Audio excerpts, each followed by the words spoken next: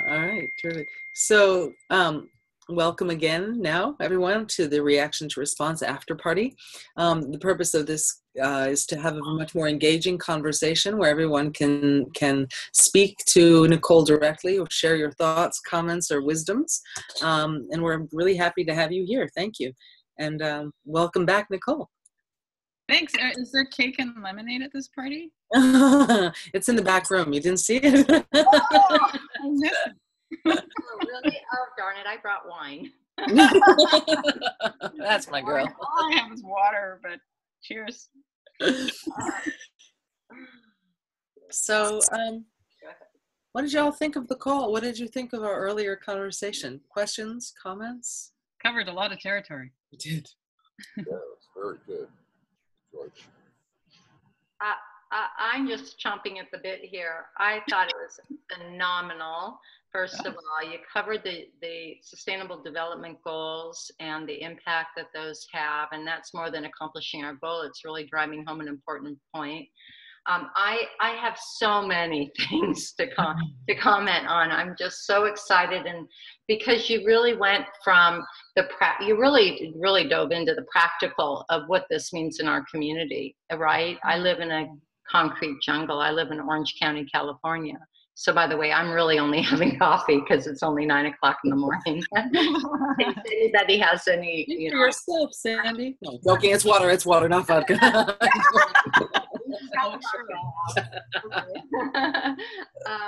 Yeah, well, first, let me just reel it back a little bit.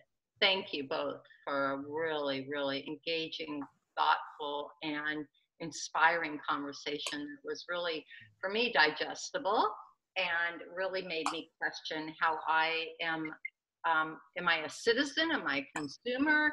Or is a sacred dance between being the two? You threw me off when you said, well, no, we got to be a consumer. We have to be, it's okay. That's, to be, that corporate, the need for that corporate structure plays an important role. But like you mentioned throughout the call on various different topics, it's about bringing in a balance. I thought that was really, really important. I own an electric car, and I know that the battery issue is an issue. But boy, does it feel good to drive past a gas station. And no, I'm not contributing to more nationalism and more of that. Yeah. So I know it's a balance. We constantly struggle with that. And then I think there's a tendency, I think it's more of an integrative process, and there's a tendency to want to throw the baby out with the bathwater. And there are some things that we need to ditch. There definitely are. But it's a discernment, a finer tuned discernment process than we don't all have to be sort of, a friend of mine says, I think everybody thinks that if we move to this sort of more local, sustainable way of being, we're all going to be, in a dark room, huddled around a candle, hungry. But it doesn't have to be that way. It can be a beautiful way of being on the planet. And where we're growing our own food, and we can just go out and pick the apples and the asparagus and dig up the potatoes, get our hands dirty, and share that meal with our community. And that has a richness to it that you can't buy. Mm-hmm.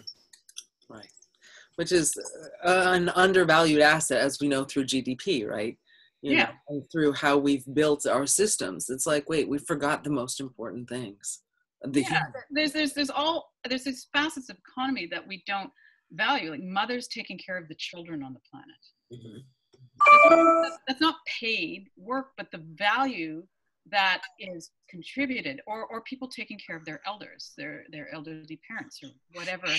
That's a huge contribution economically to our livelihood. It's not paid work, and we don't get cash for that. Right. So how do we, start to shift to value those things enough so they play into an economy in support of life? I mean, we're supporting life, taking care of the children, taking care of the elders. Those things were intrinsic in a village because everybody did them. I would know all of my neighbors' children virtually as well as I knew my own, and I could, take care of them too. It wasn't sort of the nuclear family thing and disconnection, isolation thing that's going on more now. And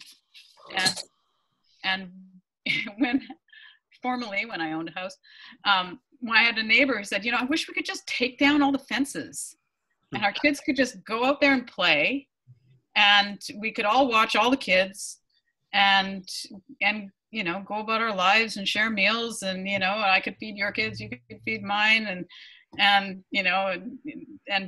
say, and also part of the discipline, and the older kids play with the younger kids and they learn from each other, and I can, if your kid's doing something that's probably a little dicey, I can say, hey, you, whatever, like just taking care of each other. You're reminding me, though, too, of something else where in cultures, even in modern day, where there is more care, that's part of it, whether it's a Scandinavian country or culture, or I lived in Italy, I also lived in Israel, Palestine, and in all of those cultures, community and the care is a paramount. And what's interesting is, like here in the US, I don't know how it is in Canada, but I think based on trying to schedule with you, there's some similarity that everybody's so busy, you have to schedule weeks in advance to meet your friend, right? Whereas in these more care-based communities, everybody's working just as hard. Everybody's doing as much work, but you can suddenly call your friend and be like, hey, let's meet for a coffee, or hey, let's go for a walk. Okay, boom. Maybe it can't be this second, but okay, good, I'll see you in 2 hours. Like, there's a fluidity and relationship to time and space that's very different. Well, and if we're living, this happens in eco-villages currently and other areas, I'm sure, but if you're living in close proximity with each other, then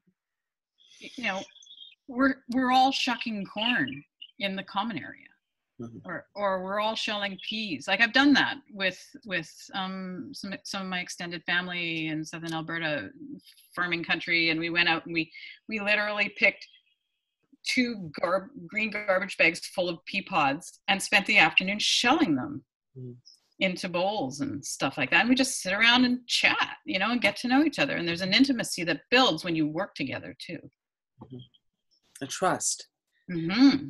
There's also something about when you see somebody working, and it's funny, Sandy and I have had this conversation lately about when you actually are like in the weeds working with somebody on a day-to-day basis, and you get to see, like, into your example, if we're in the field and I bump you by mistake with my elbow, or you bump me by mistake, how do we respond? And I'm using a physical example, but it's also emotional too. If I hit where you have a thing, or you hit where I have a thing emotionally, right?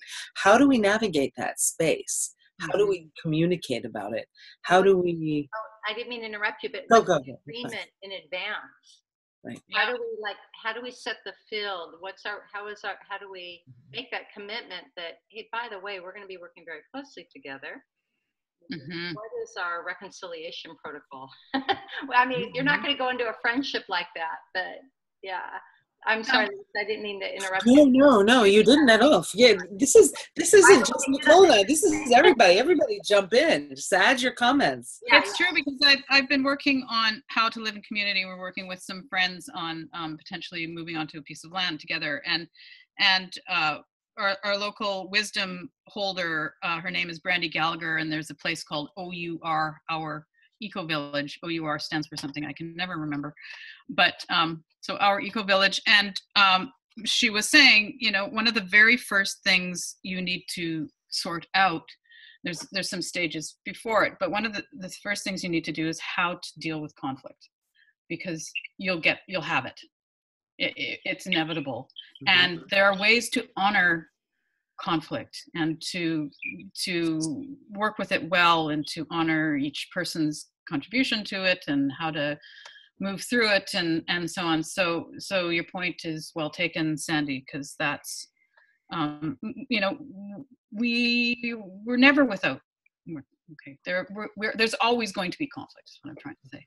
I just need to throw this in because this is a local organization called Community Microlending. They do loans to people. Keep looking down and showing my shadow side. At least you're transparent about it. Hey, I'm human too. It's called Community Microlending, and I got to know them when I was doing the Living the New Economy work. They make loans to people for under $5,000 because banks often won't do that, and sometimes that's all a small social entrepreneur or regular entrepreneur, eco-social entrepreneur, whatever, needs to get going. Like the person who wanted to start a little flower cart to go into malls, and she just needed enough money to get her cart and her first batch of flowers, and that's all she needed. But banks won't loan her that kind of money, that little money, ironically. Anyway, this is their motto. We need each other to flourish. Yeah. And so it was just sitting up here on my desk, and it just kept catching my eye. So I thought I'd share it because it speaks to, a lot of what we've been speaking to about how to shift into, Lisa, you keep using the word intimacy, and it's absolutely true. So more intimate relationships, and we tend to think that it doesn't mean sexual. It just means knowing each other, understanding each other, and in a variety of ways at heart level, knowing each other's physical capacities. I've had a frozen shoulder for 5 months, and my physical capacities have been really, other emotional capacity, everything's been way reduced and slowed me way down. And it's been a really interesting understanding of how fast we live and how much I miss when I'm living at that speed, because I'm forced to slow down. It's brought up a recommitment in me to slow down. Yeah, I have a comment. I've really found in my semi-retirement, if you devote your life to slowing down, you automatically become more intimate, because you don't have to go somewhere to find community and intimacy. It's all around you. Mm-hmm. It's at the grocery store. It's in your neighborhood. It's where you go to the gym. It's everywhere you are. And what happens is we fill our lives so full, we have no time to connect with the other person, to hear them talk, look in their eye. And when you start slowing your life down and saying, I'm going to live, then you start to talk to the clerk in the grocery store, talk to the people in line, talk to your neighbors, talk to the people at the gym. And you find that you start living. That's a beautiful point. Absolutely. And you don't have to go somewhere artificial to do that. No. It's all around your life. Yeah. And even when my life was more busy, I consciously tried to do that, especially with my children, and make more time to be part of their communities, their school communities, their game communities, their all of those connections. And what has happened is we've been swindled in the U.S. by advertising to constantly tell us that our happiness is material and we need to devote all our time to get the better car, the better this, give our kids the best school, blah, blah, blah, blah, blah. And so we create so little time for life. Yeah, and it's demoralizing and doesn't do that even a little bit. It gives us a hit often. Yeah. Right? It's like, ooh, I really like this new shirt or whatever, but it doesn't last. Yeah, and you really can. It's like I tell people, if you really try to, I especially try to tell my children who are adults now, I really try to tell them to focus on, like what is really important, and think about that. Like, why do you want to miss your child's childhood? Or why do you want to miss for me, why did I want to miss taking care of my mother as she's dying? I just said, I'm going to do this. I'm going to forget the rest of these things and do this, because that's really life. Yes. It's not a dress rehearsal. No, it is not. You were reminding me as I'm listening to you talk, and Nicole, as you were talking about earlier about intimacy, I think it was Neil Donald Walsh who said intimacy is into me see. And that's a really strong, like, see me. And we see each other in a real space of intimacy. And that's with all of our flaws and magnificence and bumps in our characters and gifts in our characters. Is that? Oh, phone. Okay. At first I thought it was a computer screech.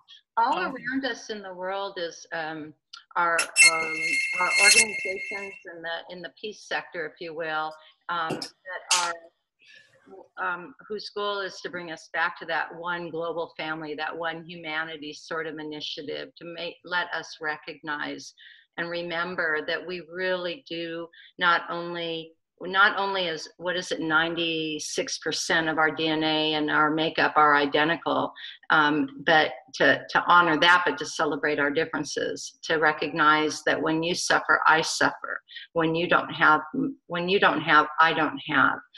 Even though it might appear, I might be driving down the road in a Tesla and you're in an old, 1978 Datsun, that you have, yes, I just aged myself. I just outed my age. 1988 Toyota over here. I have a Datsun 510.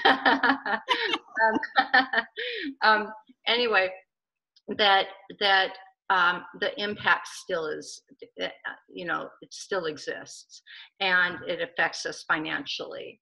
And so Lisa mentioned on the call Riane Eisler, who is, some of you may have seen before on the call and read her book.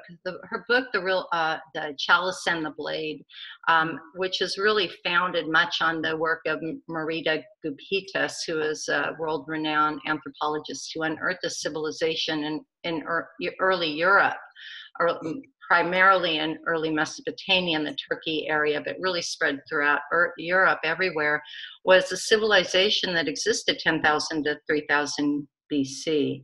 And in that civilization was unearthed an egalitarian society, one where evidence points to this culture. And it is a culture. It is just kind of the narrative of the community, that we take care of one another, that there were no chairs in a household that were bigger than the other.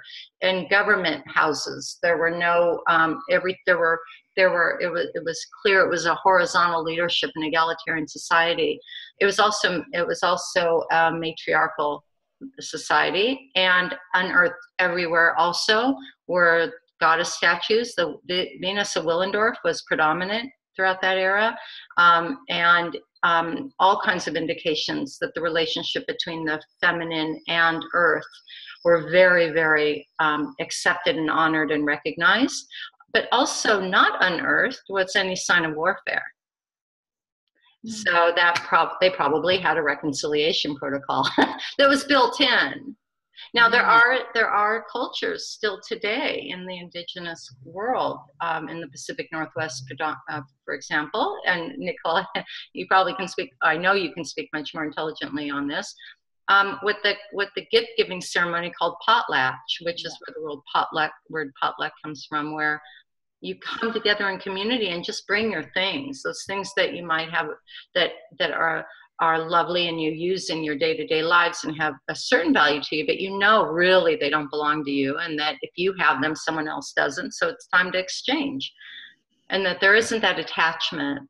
So no, there was more wealth. The more you could give away, the wealthier you were, and the more sort of, the more you were sort of honored in the society. Yeah. So yeah. That's interesting, because a lot of the scientific research around how we give, I forget all the brain chemicals, but actually in giving we receive so much more when we give away something, especially if it's something that we hold dear to us. Because then you're beginning to actually feel in your body, your heart opening and expanding. And it also reflects your vulnerability too, especially in today's world where we hold on and we define ourselves through materialism. Well, there's a whole sort of field of study, if you will. There's all kinds of sort of economies, but one of them is the gift economy. One of the people that speaks and write about it is Charles Eisenstein. I should bring up his name in this space because he's done an extraordinary amount of amazing work. In fact, there was an 11-minute short done by Ian McKenzie, short documentary done on Charles Eisenstein's about his work called Sacred Economics. He's since written another book called The More Beautiful World Our Hearts Know Is Possible, where he, so where Sacred Economics is more of an academic work, that work is more sort of a personal piece of writing. So there's gift economy, there's sharing economy, there's green economy, there's circular economy, there's all these economies, and none of them are the answer to the current dominant economy, because it's far more complex than that. And there was something somebody said earlier that reminded me, one of the things I'm working with locally, I'm working with the Lekwungen people locally. There's two nations, the Songhees Nation and the Esquimalt Nation. They didn't used to be divided, but colonists decided to do that. But anyway, there's only one person who speaks their language fluently. And there are a number of people who speak it in parts. And so linguists are involved from the local University of Victoria and so on in helping to revitalize this language. And it's a really dense area of languages here on the southwest coast in Canada, northwest in the US. But they're related. Like, they didn't have the political lines that we've drawn on the land. So this whole area, whether it was US or Canada, they were all related. There's languages across the strait that are very closely related to their language. Anyway, my point is that the language revitalization is important because the diversity of languages and cultures is directly correlated to the ecological diversity and the natural diversity that we need, the complexity that we need for ecosystems to thrive, like the non-monocultured ecosystems, because we think differently. Indigenous people who speak an Indigenous language think differently than we do. You think in the languages you know. I speak French, and when I speak French, I feel different. I think differently. I come to the world from a different place. And I had this beautiful example given to me really as a gift from a Cowichan elder, Sarah Modeste, and she was relearning her own language, which is Halkminam. And she'd spent 30 years in business in the Western world speaking English. And when she retired, she realized she wanted to revitalize in herself her own language. And so she started out, because she was feeling a little, I don't know if I know how to do this. She started speaking out loud to herself in her own living room. And so she was talking away in Halkminam, and she found herself thinking things like, I wonder if the salmon have run yet, and how are the crabs doing down at the bay? And I heard that maybe there's some pollution and that it might be affecting the crab population, or the population of the fish down there. And where was that supply of, I can't remember the name of the plant that she would use for a certain kind of medicine that's in the forest, and I wonder if I could find that again. This is what she's thinking to herself. Then the phone rings, and she goes and she answers the phone, and she's speaking English. And she finds herself digging into her pocket and going, do I have enough money for bingo tonight? Or, when were the sales on at Walmart? And I guess I should go online and check my bank account and, see how much money is there, see if I can order the thing from, So I already knew at that point that English isn't an Indigenous language.